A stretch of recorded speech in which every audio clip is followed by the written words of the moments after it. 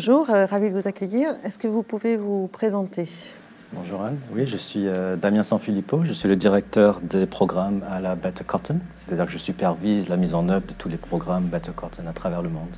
Oui, Better Cotton qui est la plus grande certification de coton durable. Oui, dans le monde, voilà, on est une association qui regroupe tous les acteurs de la filière coton, depuis les producteurs jusqu'aux grandes marques.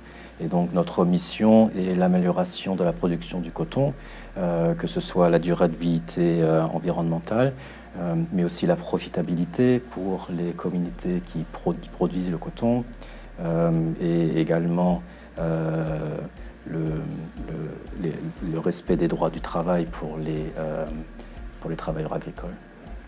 Et donc vous n'êtes pas peu présent encore aujourd'hui sur l'Afrique, Mali, Afrique du Sud, Mozambique. Est-ce que vous avez une volonté de vous développer sur ces pays?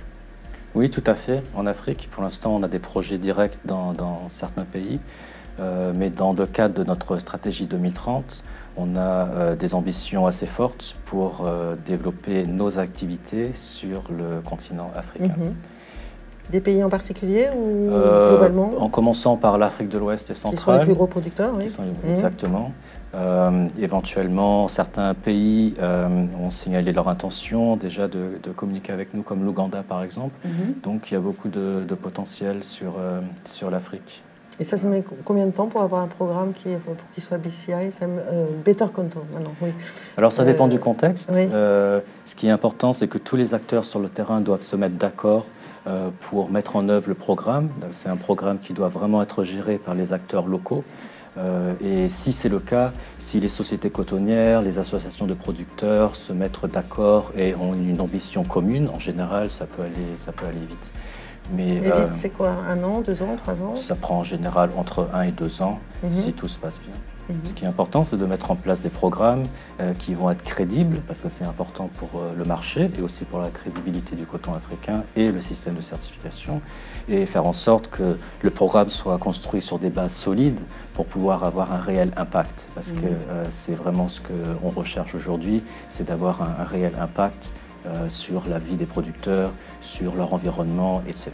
Est-ce que vous avez des objectifs en termes de volume d'Afrique et de producteurs en fait? Alors en volume, pas tellement, parce que ce qui est important pour nous dans les 10 prochaines années, c'est surtout des objectifs chiffrés en termes d'impact. Donc si vous voulez, c'est plus la qualité plutôt que la quantité, ce qui devient important maintenant. Mais bon, j'espère quand même que dans les 10 prochaines années, on aura ouvert des programmes dans 6 ou 7 pays en Afrique, au moins. D'accord, donc ils seront certifiés au bout d'1 an ou 2 ans, quoi. Voilà, exactement. Better Cotton, quoi. Pas forcément tout le pays, mais les producteurs ou les sociétés cotonnières dans les pays qui souhaitent s'engager dans cette démarche de progrès continu. Et donc les grandes marques, enfin les donneurs d'ordre sont très sensibles maintenant à la question de la traçabilité. Est-ce que vous l'envisagez au sein de Better Cotton?